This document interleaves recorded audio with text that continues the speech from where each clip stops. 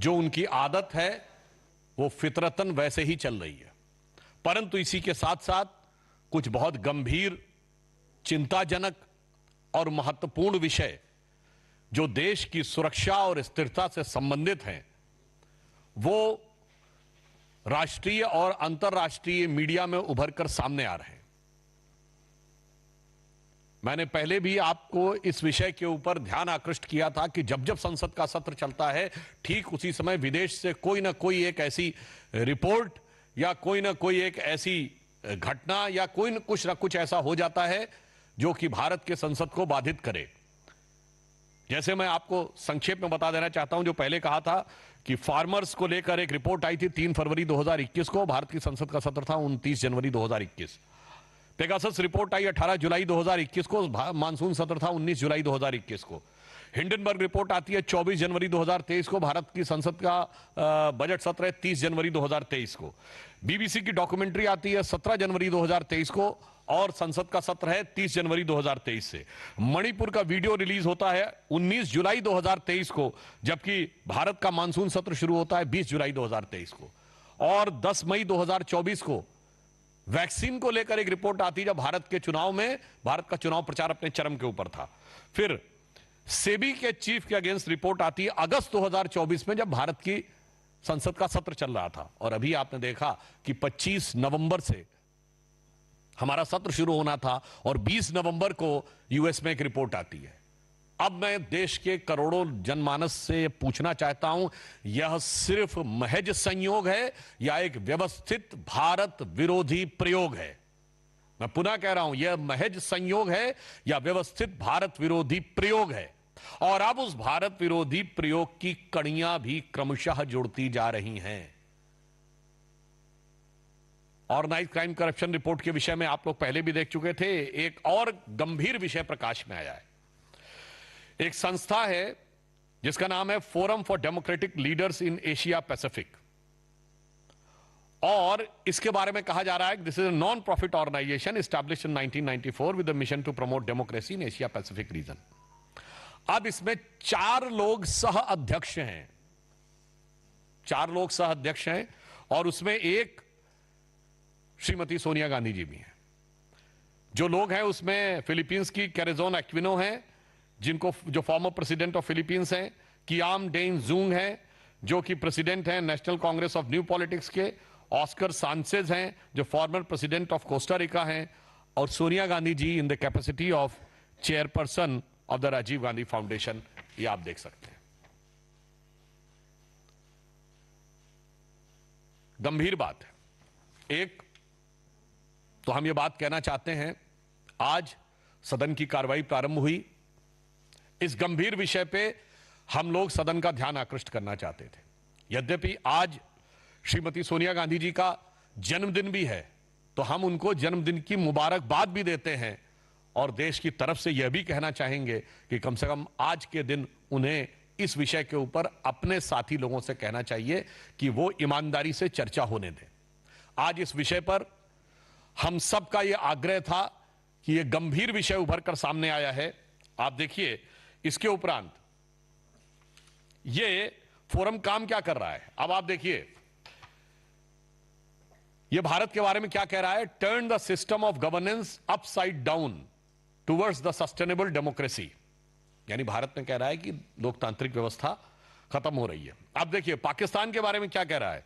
Islam means justice and justice means right. An interview with the cricketer legend and fiery social political activist Imran Khan. अब देखिए साहब, कश्मीर के बारे में क्या कह रहा है। Prospects for peace, justice and independence in Kashmir. और इंटरव्यू किसका है। Interview with lieutenant general retired Nishant Ahmed, director institute of regional studies, Islamabad, Pakistan. Bharat में डेमोक्रेसी खत्म हो रही है और कश्मीर में जस्टिस होना चाहिए, उसके लिए पाकिस्तान के थिंक टैंक का इंटरव्यू है। अब आप इसका रहस्य समझिए। वेबसाइट पे प्राप्त जानकारी के अनुसार financial support by contribution from Soros Foundation. अब the dots seems to be connected.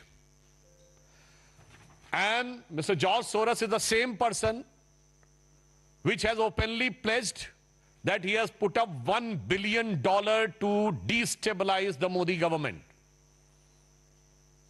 बहुत साफ है कि धन कुबेर से धन का प्रवाह किस काम के लिए हो रहा है। आज तक भारत या विदेश के किसी भी धनी व्यक्ति ने ओपनली पॉलिटिकल एजेंडा के लिए धन देने की वह घोषणा नहीं की है, और यह जॉर्ज सोरस ने किया है। इसलिए हम इस गंभीर विषय को उठाना चाहते थे, जिसके लिए नियम 267 के तहत नोटिस हमारी तरफ से था। श्री लक्ष्मीकांत वाजपेयी जी जो मुख्य सचेतक हैं भाजपा के, वो थे। कविता पाटीदार जी थी। हमारी पार्टी के कई अन्य सांसद थे, और इसके साथ जदयू के राष्ट्रीय अध्यक्ष संजय झा जी ने भी नोटिस दिया था, और हमारे सहयोगी तमिलनाडु में जी.के. वासन जी, उन्होंने भी नोटिस दिया हुआ था। परंतु विपक्ष इसके ऊपर ईमानदारी से चर्चा नहीं चाहता है, और इसलिए वो अपनी इन कारगुजारियों को छुपाने का जितना भी प्रयास कर ले, आज हम साफ साफ विपक्ष और विशेषकर कांग्रेस पार्टी से पूछना चाहते हैं कि ये forum for democratic leaders of Asia Pacific से आपका क्या संबंध है? साफ साफ बताइए। और इसमें जिस प्रकार से भारत विरोधी और पाकिस्तान समर्थक बातें कही जा रही हैं, वो आपकी सहमति से हैं या आपकी दुरभिसंधि के साथ हैं? With your cognizance and coherence we want a clear cut answer. Third, इसमें क्लियर कट कहा गया है कि इस फोरम की फंडिंग जॉर्ज सोरस से हो रही है, सोरस फाउंडेशन से है, जिसके एक नहीं अनेक व्यवस्थित उदाहरण मौजूद है। जो उस दिन आपको अन्य प्रेस कॉन्फ्रेंस में भी बताया गया था कि सलील शेट्टी, जो कि उनकी फाउंडेशन के वाइस प्रेसिडेंट भी हैं राहुल गांधी जी के साथ, उनकी फोटो उपलब्ध है, जो वो अपनी तथाकथित भारत जोड़ो यात्रा में चल रहे हैं। ये भारत की एकता और अखंडता के लिए खंड खंड करने वालों के स्वप्न को साकार करने का यह प्रयास हो रहा है। हम इसलिए बहुत साफ पूछना चाहते हैं, इसमें श्रीमती सोनिया गांधी जी का सीधे सीधे नाम है, जो कांग्रेस की वरिष्ठतम नेता हैं।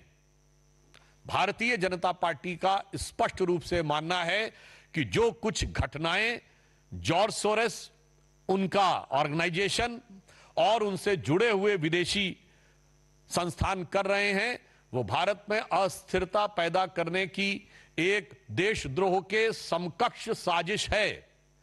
It amounts to destabilise the nation and equivalent to treason. अगर ऐसे लोगों के साथ आपका संबंध है, तो मैं कांग्रेस के शीर्ष नेतृत्व से पूछना चाहता हूं, क्या आपका शीर्ष नेतृत्व देशद्रोहियों के साथ है? हमें साफ जवाब चाहिए। देशद्रोही शक्तियों के साथ आप पदाधिकारी बन के बैठे हुए हैं। तो सीधा निशाना यहाँ कांग्रेस पर बीजेपी की ओर से सुधांशु त्रिवेदी ने साधा। उन्होंने कहा कि जिस तरीके से जो देश विरोधी ताकतें हैं, क्या उनका संबंध किस तरीके से कांग्रेस से है। जॉर्ज सोरेस फाउंडेशन की बात की जाए, उनकी बात की जाए, दूसरे जो और भी उनके संस्थान जो उनसे जुड़े हुए हैं, उसमें जिस तरह के तार जुड़ते नजर आ रहे हैं, उसी वजह से एक बार फिर कांग्रेस पर यहाँ सवाल खड़े होते हुए नजर आ रहे हैं। फिलहाल इस पेशकश में बस इतना ही। मुझे दीजिए अनुमति। नमस्कार।